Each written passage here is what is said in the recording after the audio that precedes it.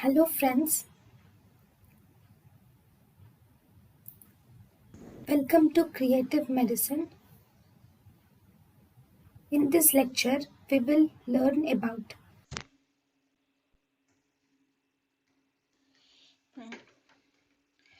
Treatment of fractures. So fractures can be treated by two types. First, fractures are of two types. So types of fractures. First, types of fractures. Fractures can be either open fractures or there can be either closed fractures.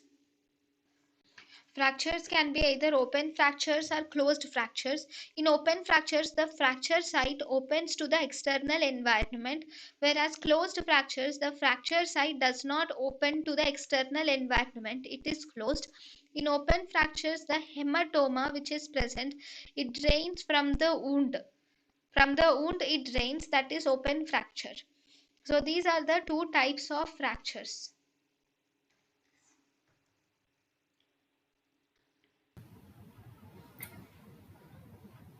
thank you and thank you for watching.